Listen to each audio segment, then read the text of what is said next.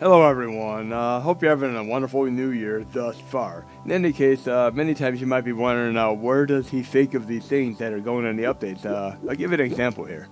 I'm going to go into Retro Army right now, 184 Xtreme, and one thing I've wanted to do for a while is better the CAVE Shmups. You're talking about Deathsmiles, Mushihimesama, and all those types of awesome bullet hell shmups. The problem is, in order to run these on the mini classics, you almost always needed to use Frameskip. But you know what? We're not going to use Frameskip today. We're going to run this in a very uniquely different way. FB Neo Extreme Amped. We're going to go Ultra here. And like I said, we're not going to use Frameskip whatsoever. And you might have successfully gotten one of these games going before. And then you have a black screen here for a moment. Then when it gets to this part right here, look at that. That normally would chug along at a crawl. Look at that. It is flying right by right now. So wait till you see how the game runs now. And as far as movies and TV shows, I'm jumping around to many different things. I found a comedy series called Louder Milk, which I'm enjoying. It kind of reminds me a bit of Anger Management in its style, except it's more vulgar. It also has Will Sasso in it, and Will Sasso is so fun in Mad TV. You might remember him when he did Kenny Rogers, and of course, Steven Seagal, and so on. But great show, Louder Milk. And then I did watch one of the Oscar nominations for Best Picture last night, the one called Poor Things. And it's one of those movies that just has a lot of negative feedback on it because of some of the context of the sex scenes in it. And of course, their use of the R word. But if you watch the movie, a little bit of a spoiler alert, it comes across as the perfect neurodivergent movie, and you see progress in that sense, and you see what I mean, a little bit of esoteric style. But let's check this out here. And I also saw American Fiction recently. I still need to watch Oppenheimer. I think there's one called Past Lives. I did watch Barbie with my wife. Let's try the original here. What would you say is your recommendation for Best Picture this year? And I say without a doubt, Emma Stone is, without a doubt, going to win Best Actress for the Oscars. I don't know what's going to win Best Picture. I mean, I could ascertain that maybe American Fiction holdovers or Oppenheimer are in the lead to win, but I really did like Poor Things. It was a great all-around fun movie. It felt like a Tim Burton / Danny Elfman style R-rated flick. But look at this. We got some great speed going here. Like true bullet hell, even on the standard difficulty here. This is insane. Wow. Let's try up and ante here. Let's die on purpose. We're going to try doing the hardest difficulty. Let's see what happens here. But yeah, we're running between 40 to 60 frames per second here, so I'm definitely in a good place here. And I'm going to show you real quick here. Check this out. Go into quick menu options. Go down. Right here. Frame skip, no skipping. Look at that. No frame skipping whatsoever. The game is running at the CPU clock, 100%, no variety on this. No frame skip, standard clock speed. It's running Ultra style here, folks. Like Ultra Combo and Killer Instinct. I still need to check out the live action TV series Last Airbender. I started watching House of Ninjas, and I found it to be a really interesting show. I mean, it uses some tropes, but you watch it, it starts out like a kind of almost like a goofy show.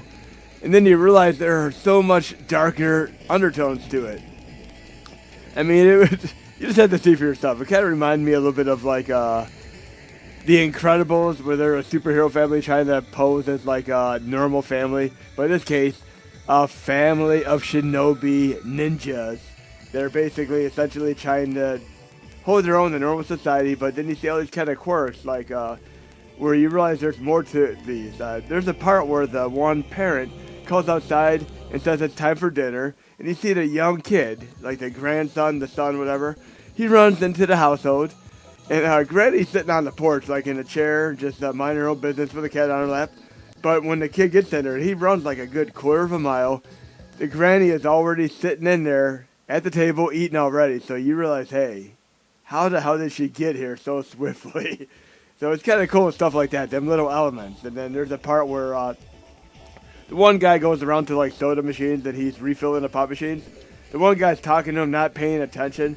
You realize this one guy is literally taking the pop cans, and flinging them like shurikens right to the pop machine from dozens of feet away. So you see a lot of little cool aspects like that that really just draw you in. You just have to give the show a chance. Again, House of Ninjas. We have a lot of generic fare on Netflix, but this one's standing out pretty good. Look at this. We're running on the absolute hardest difficulty right now.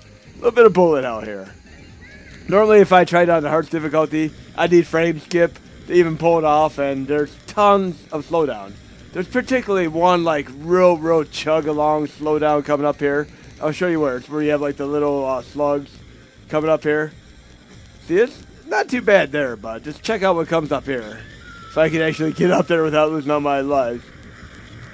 I love these minute to learn lifetime to master games because, I mean, right there, this is where it normally slows down and you can't play it at all. Look at it. I'm still actually able to navigate the screen without it slowing down to like 2 frames per second. Okay, so now we're going to actually close content. And this does use a bit of memory. Remember, you only have 512 megabytes of memory, so sometimes, depending on how you do things, if you load like Nintendo 64, etc., then try to directly load something like this, you might have a memory issue, but there's a little trick you could use that I'm going to show you right now.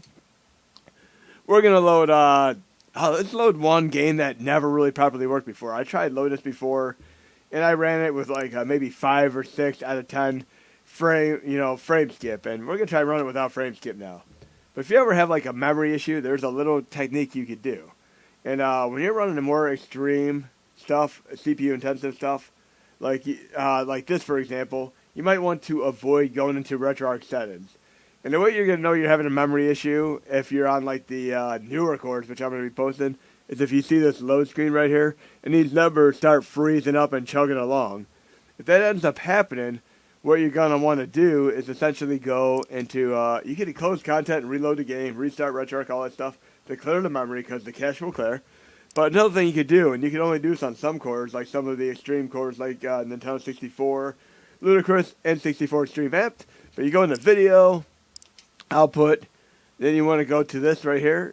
It says Force Disable sRGB FBO, but in all essence and intents and purposes, it is essentially a memory clear. It instantly clears the memory. So whatever memory is in use, it cleared it. You can go back and forth wherever you want to do, but once you clear it, depending on if you're on the proper, appropriate extreme core, you go to resume, the game will use its full capacity memory again. Like now. See? It's just seamless. If you try doing this on some of the non-extreme cores, it's not going to work. It's just going to crash the content. But you can do this on the specific extreme cores like the Flycast Extreme. You can do it on this core right here. You can do it on Mate 2003 Extreme. I tried to work it out where the memory statistics all work likewise and all that. So again, last time I tried this game, it was just sluggish. And there's a little bit of dynamic recompiler going here where you'll have them little slow points like you do with PlayStation 1 and Nintendo 64 games, but they vary to degrees. I'll give you an example of this when I show you Deathsmiles, for example, next. So right here, you have a little bit of chugginess here, but you just got to give it a shot, because much what happens when I start playing the game. Again, this game actually recently came to next gen. It's like on PS5, Xbox, Switch, all that fun stuff as far as I'm aware. Definitely I'm pretty sure it's on Switch by now. Alrighty then. But let me know what other TV shows and movies you've been watching. I mean, I did finish Reacher Season 2 with, of course, Alan Richardson. I noticed that he's branching out. He did a movie in the theater now called Ordinary Angels with Hilary Swank, Oscar winner, by the way. Okay. And some of these movies that are like Oscar contenders, it's kind of interesting because a lot of them, like I remember many years ago that one that had Sandra Bullock and Brendan Fraser in it called Crash. Now, don't confuse this with the David Cronenberg Crash with James Spader of Less Than Zero, Brad Pack fame. But in any case, somebody at my work, and I mentioned the story before, I found it interesting. She's like, I'm going to go to the theater to see Crash. I heard it's going to be an Oscar contender. I'm like, you know what? When you get out of work, go to Walmart, go to the $5 bin. It's on DVD in the $5 bin already. Yes. This movie literally came out, flopped, didn't get any recognition until Oscar time. Then they popped it back in theaters after it had already been released on video due to flopping in theaters.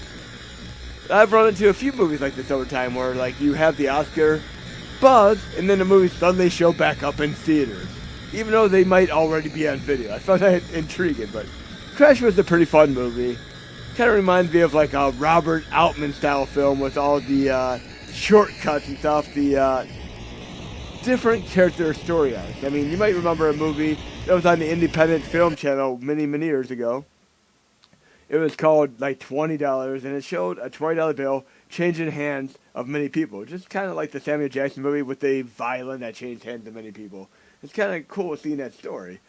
And in the case of the movie Poor Things, you have essentially like the bride of Frankenstein or Frankenstein's monster, and she's changing the hand of many people, and should we say metaphorically and literally and figuratively. You'll see what I mean when you watch the movie, but in any case, it's like that. You see the experiences as they branch out into the world. And like Benjamin Button felt like this. You just see like one character, and it's not quite like the world revolving around them. It's just character story arcs that revolve around them. And Big Fish was like this. I love Big Fish. Just fantastical elements in movies. Now we're going to do Deathsmiles, because I'm going to show you what I mean by kind of like the pseudo-dynamic recompiler aspect there. And I do like watching a movie that has a bit of intelligence factor to it, where you got to think and really think hard when you're watching it. But I mean, there are certain movies like David Lynch movies where it's like I watched the movie. I'm trying to think of a perfect example of one that I watched that would actually like really convey what I'm talking about here. Because I've seen most of the David Lynch movies. I mean, you have the Straight Arrow one, which is like Elephant Man, pretty straight laced, get right into it. Then you have Twin Peaks. But Lost Highway is such a strange gem of a movie. You see a character in one scene, and then something will tragically, spoiler alert, happen where they perish. And then in the next scene, somebody will pull into a gas station, and guess what? The gas station attendant happens to be the person who just died in the previous scene. It's like, what the hey is going on here? Why are we having characters that are dying in one scene, but they're in a completely different role in another scene? That is so interesting. But then you get to the end of the movie, and it has kind of like what I would say an ending similar to Inception, where it's open-ended. I mean, you just have to see for yourself. And a lot of times you watch a movie, and you won't realize that the ending to the movie is actually in the title itself. Spoiler alert, Limbo. Limbo was an interesting movie. Great all-around movie. But in the end, the ending is exactly as the title said. And I remember when I bought like God of War 2, and I got a T-shirt with it, and the T-shirt said "The End Begins." I didn't realize at the time that when you beat the game, you literally had the ending to the game on your T-shirt.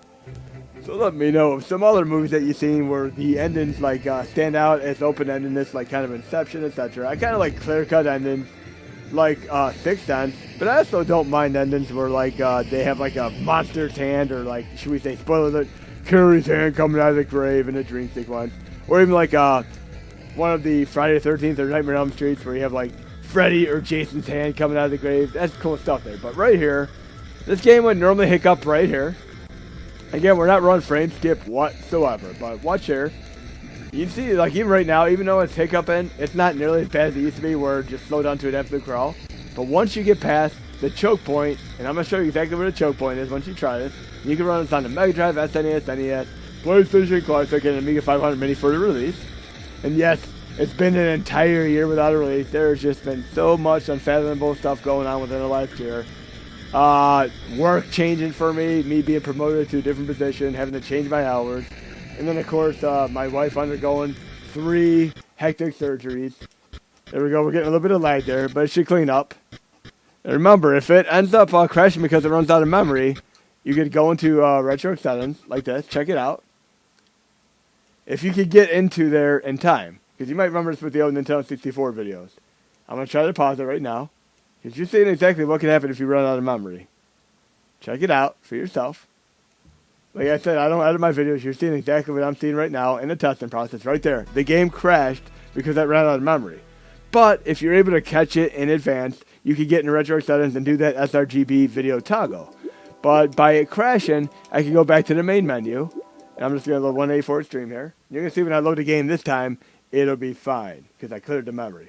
Again, I loaded several games in sequence within RetroArch without really truly clearing the cache. And the best way to clear cache is to either quit RetroArch or to restart RetroArch. But I'd say quit RetroArch is the best way to do it. We're going to go into Deathsmiles again here.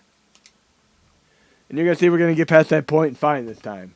Again, for example, if you're loading Nintendo 64 games, you run GoldenEye, Blast Corps, Turok. The best thing to do is after each intensive game, either to use that sRGB toggle to clear your memory or exit RetroArch. I should have done the sRGB toggle right when I loaded Deathsmiles up, but I just got invested in a conversation with you folks. So again, I can do that now if I so choose to. Okay, video, output, force disable sRGB toggle, but clear memory. If you're doing it on Dreamcast, sometimes you have to actually do it like to its red, then it's green. That way you get the proper video display, but on Nintendo 64 in this one, it doesn't matter which way you toggle it. But again, now we're going back into the game, and we're going to be able to get past that choke point fine this time because we're using our full memory here. And I'm going to give you an example of how this memory works. We're going to go to on-screen display, on-screen notifications, right here, and include memory details. Now pay attention to the memory there. Notice how I did sRGB toggle, and it's only saying 6 megabytes of memory free.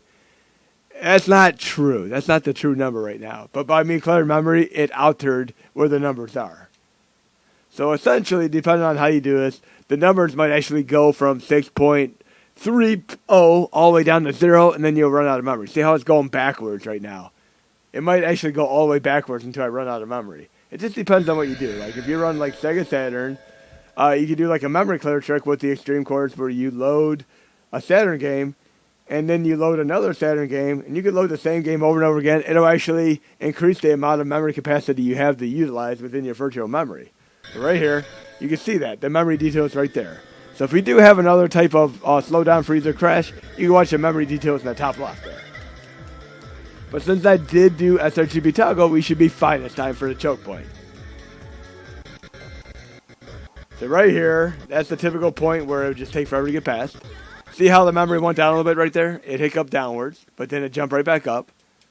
So yeah, it's kind of interesting because if you go into like just coding in general for like Game Shark or Codebreaker codes, a game like Phantasy Star Online, think of this way, where you actually have what they call player kill, and you're able to do a spell and hurt enemies or hurt your fellow compatriots, whatever.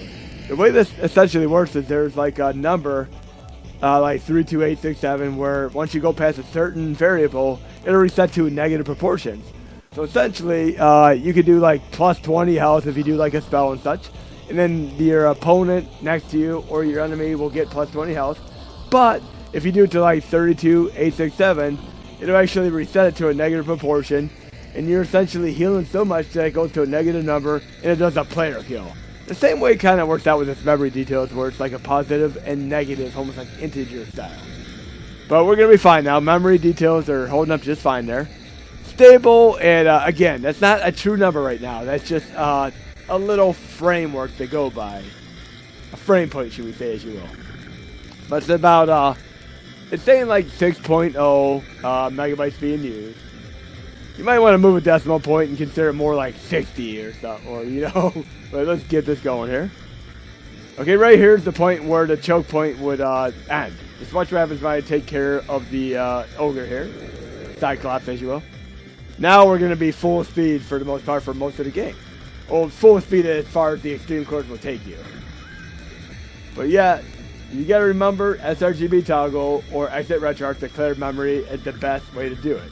If you just simply like close content, it's not necessarily going to clear the memory.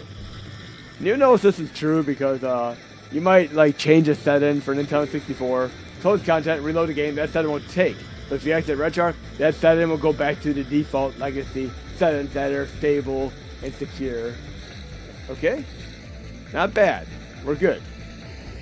But yeah, if you're doing like a Sega Saturn game and you run out of memory, which is inherent flaw with dynamic recompiled memory, essentially dynamic recompiled memory, it recalculates data on the fly by pausing the game, halting the emulation for a millisecond, depending on the game. I mean, some games will halt them for longer periods of time, like Killer Instinct or Paper Mario.